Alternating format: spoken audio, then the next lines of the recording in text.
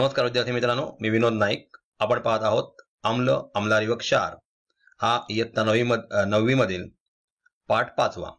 याच्या पूर्वीच्या सेशनमध्ये आपण पाहिलं की सहत किंवा विरल आम्ल किंवा आम्लारी म्हणजे काय, त्याचप्रमाणे आपण बघितला सामू म्हणजे काय, तसेच लॅव्हझॅर, प्राऊस यांनी सुद्धा दिलेले कॅटायन आणि एनायन्सचे रूल आपण आधीच्या पाठामध्ये पाहिले होते. त्याचप्रमाणे इथे त्याचा उपयोग केलेला आहे. कॅटायन्स आणि एनायन्स कसे निर्माण होतात आणि त्याचा आम्ल आणि आम्लारीशी काय संबंध आहे. त्याचप्रमाणे क्षार म्हणजे काय हे सुद्धा आपण पाहिलं होतं.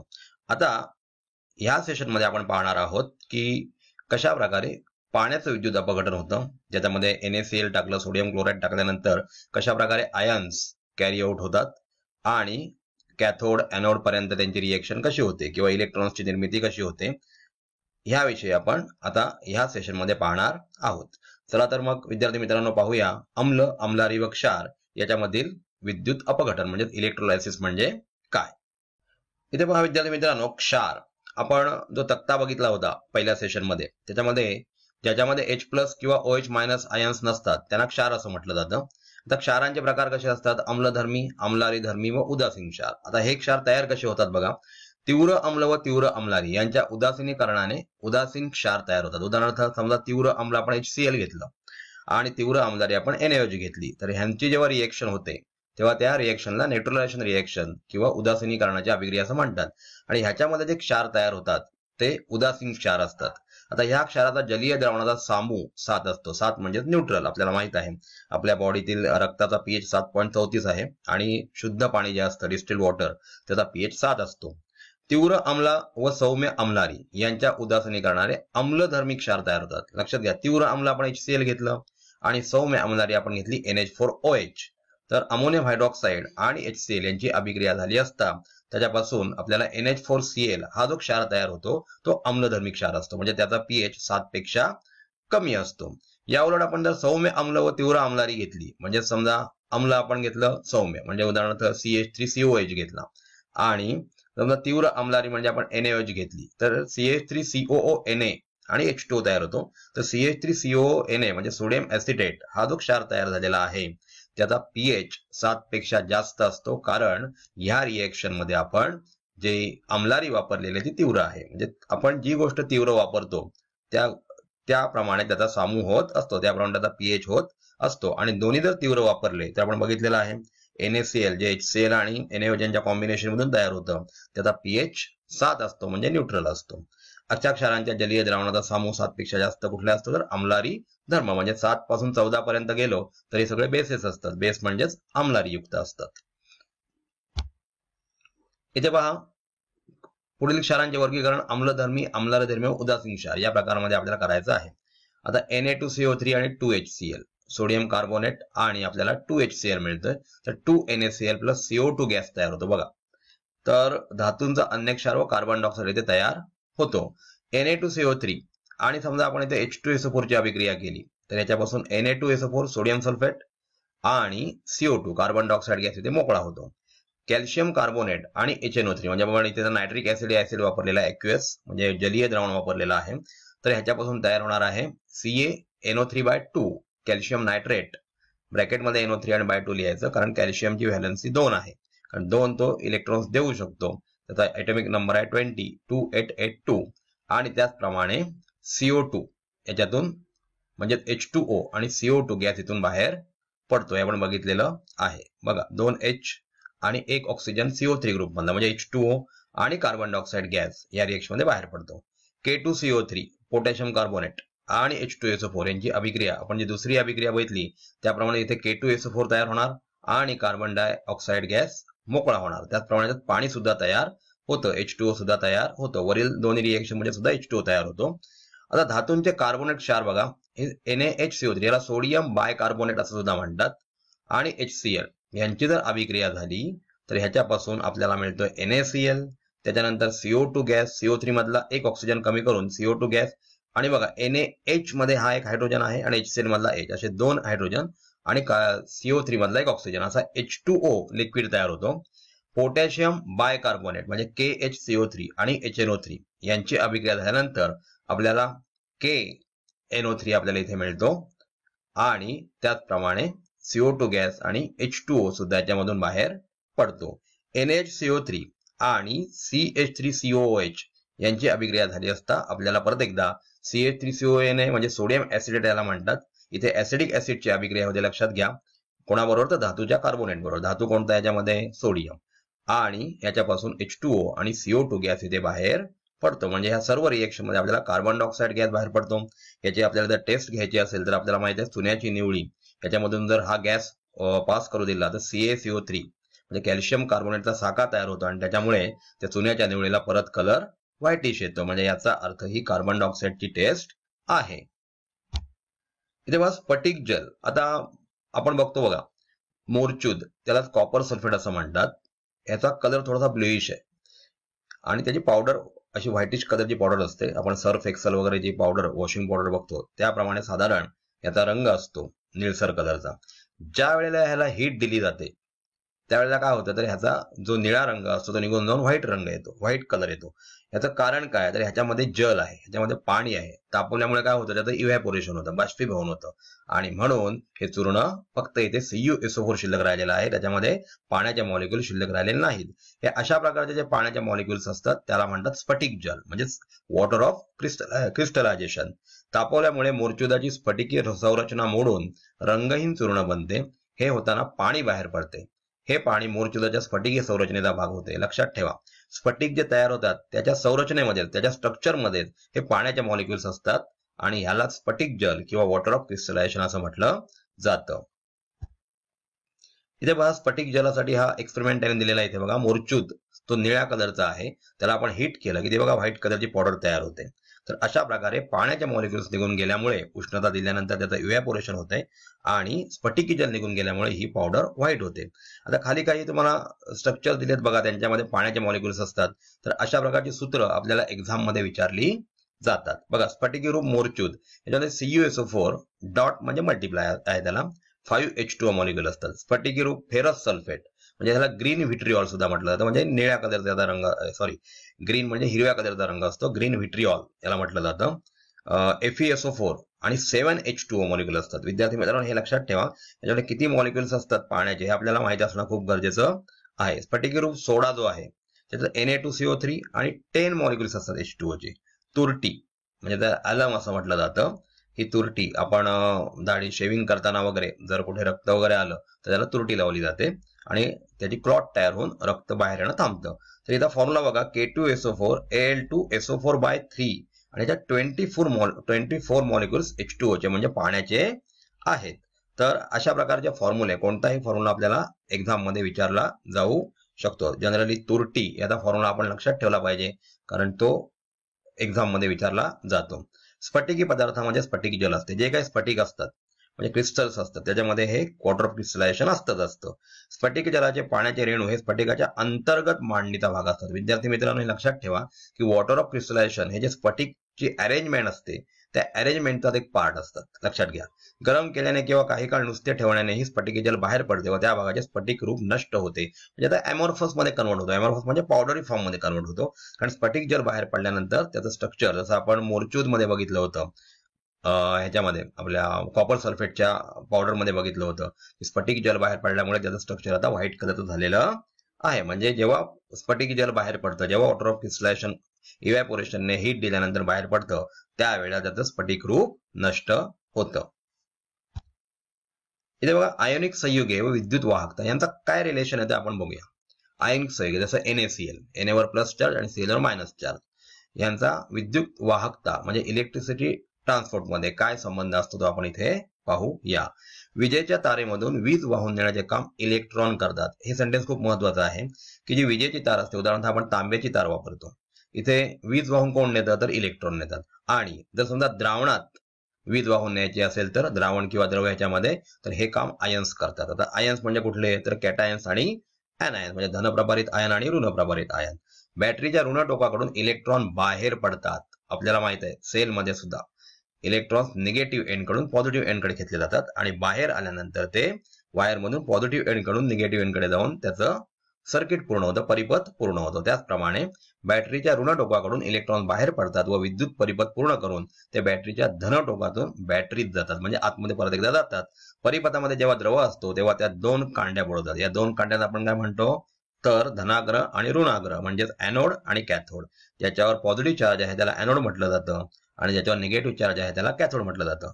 विद्यार्थी मित्रांनो, तुम्ही इथे कन्फ्युज होऊन जाऊ नका. याचं कारण एनायन म्हणजे निगेटिव्ह आयन, परंतु एनोड म्हणजे पॉझिटिव्ह इलेक्ट्रोड, कॅटायन म्हणजेच पॉझिटिव्ह आयन, बट कॅथोड म्हणजे काय तर निगेटिव्ह इलेक्ट्रोड. हे विरुद्ध असं बोललं जातं. आता हे पहा, आपल्याला आपल्या समोर एक एक्सपेरिमेंट केलेला आहे. याच्यामध्ये एक आपण 500 ml एक द्रावण तयार केलेलं आहे आणि सोडियम क्लोराईडचं द्रावण आहे. द्रावण त्याच्यामध्ये साधारण 2 ग्रॅम सोडियम क्लोराईड टाकलेला आहे. त्याचं द्रावण तयार केलं. त्यातला 250 ml द्रावण आपण या बीकर मध्ये घेतलेला आहे आणि त्याच्यात 2 तांब्याची तारीचे जे टोक आहेत 2 सेंटीमीटर पर्यंत त्यांचा बाहेरचं आवरण काढून ते इलेक्ट्रोड म्हणून तिथे वापरले गेलेले आहेत आणि 6 व्होल्टची बॅटरी बाहेर लावलेली आहे. यातून इलेक्ट्रिक करंट ज्यावेळेला चालू होईल त्यावेळेला NaCl आपण ह्याच्यात सोडियम क्लोराईड टाकलेला आहे, म्हणजे सोडियम आणि क्लोरीन, Na वर प्लस चार्ज असतो आणि क्लोरीनवर मायनस चार्ज असतो. जो पॉझिटिव्ह एंडला जोडलेला आहे बॅटरीच्या तो असेल तुमचा धनाग्र म्हणजेच एनोड आणि जो निगेटिव्ह एंडला जोडलेला आहे तो असेल ऋणाग्र म्हणजेच कॅथोड. आता ह्याच्यामध्ये काय होईल तर इलेक्ट्रॉन्सची देवाणघेवाण कशी होईल ते आपण पुढल्या स्लाइडमध्ये पाहणार आहोत. परंतु लक्षात घ्या, Na प्लस ज्याच्यावर प्लस चार्ज आहे तो ऋणाग्राकडे म्हणजे कॅथोडकडे ओढला जातो आणि म्हणजे जनरल टेंडन्सी प्रमाणे, आणि ज्याच्यावर धनप्रभार आहे म्हणजे कॅटायन जे असतात ते ऋणाग्राकडे म्हणजेच कॅथोडकडे ओढले जातात. म्हणजेच धनाग्राकडे कोण ओढले जातात तर ऋण आयन म्हणजेच याच्यामध्ये Cl मायनस ओढला जाईल आणि धनाग्राकडे ज्यांच्यावर ऋण प्रभार आहे ते धन टोकाकडे ओढले जातात. तर अशा प्रकारे हे इलेक्ट्रोलायसिस केलं जातं. याची रिएक्शन कशी होते ते आपण पुढे पाहणार आहोत. इथे पहा, आयनांचे विचरण आणि विद्युत वाहकता. आता विद्युत वाहकता विचरणावर कशी अवलंबून आहे ते आपण इथे बघणार आहोत. द्रव अवस्थेचे वैशिष्ट्य म्हणजे कणांना असलेली गतिमानता.